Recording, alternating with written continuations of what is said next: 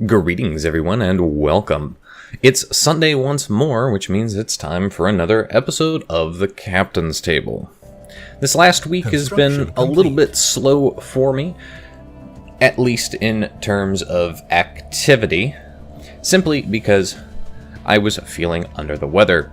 Came down with a bit of a summer chest cold and irritating cough on Monday night.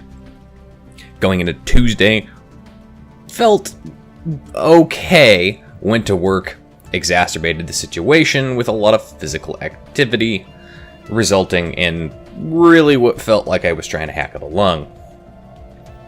Stayed home sick at least one day last week, and a couple of part days went home sick. But the good news is, feeling better at the end of the week here.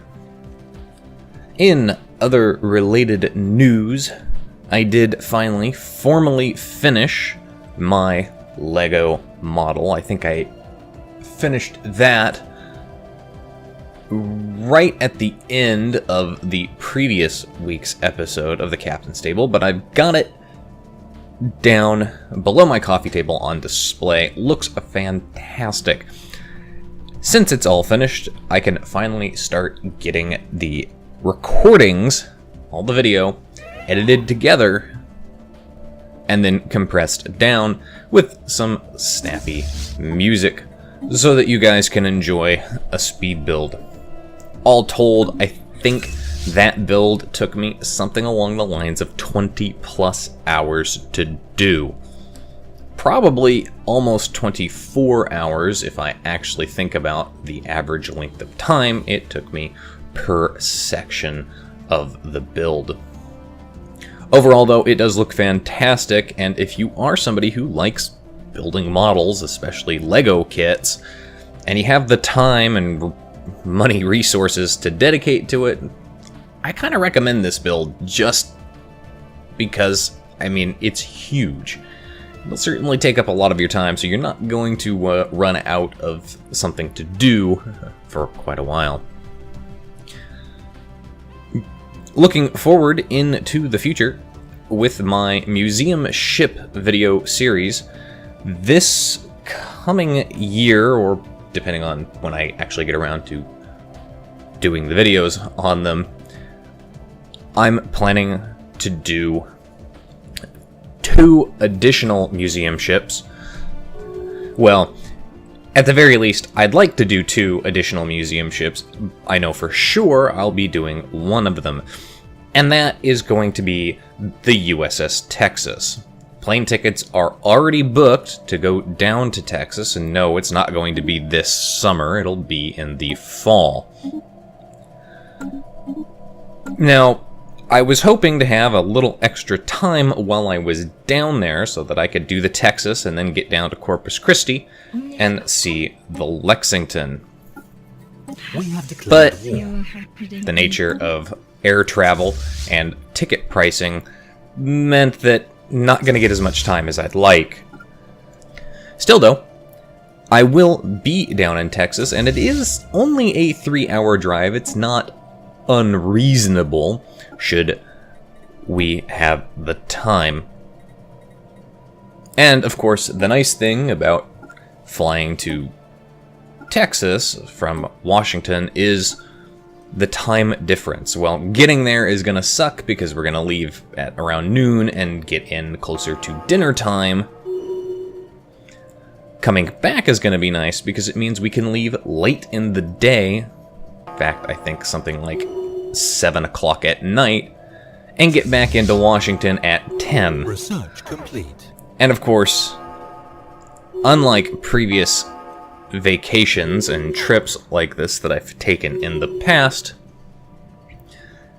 I'm making a concerted effort this time to ensure that I have the requisite amount of vacation so that I can take the entire week off of work and have 9 solid days.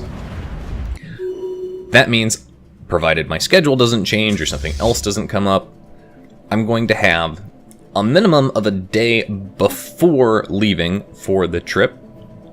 So that means I'm going to be able to get an episode of the Captain's Table out and push hard, be able to get the YouTube World of Warships videos that you so crave out for that trip week. And after coming back, I'll have an additional 3 days where I can relax, unwind, play some World of Warships content, and of course, record the next week's videos.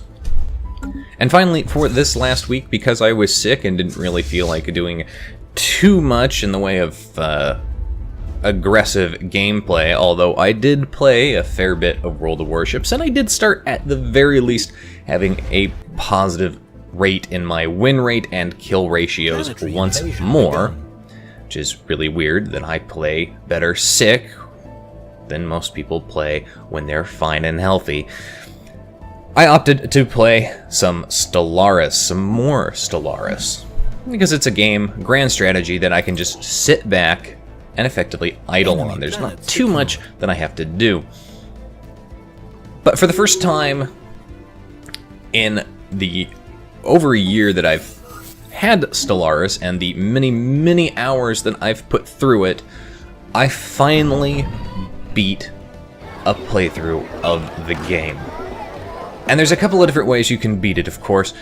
There's the first one that gives you the victory screen. That's if you achieve the requisite amount, and in this case it was occupy or be in control of at least 40% of the galaxy's total habitable planets.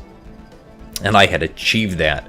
But I achieved that before knocking out the 2 remaining empires from my galaxy. Well, it wasn't enough to just win a victory that way. No, I wanted to completely engulf the galaxy under my flag, and I finally managed to do that. And more importantly, I did it without cheating. So I'm kind of proud of myself. Anyway, that's it for this week's episode of the Captain's Table. Really short episode this week. Again, just not a lot going on. Partly because I was sick, missed a lot at work, or at the very least, I don't remember a lot at work because I was so out of it. And as always, I'll see you guys next time. This is Captain Rye, signing off.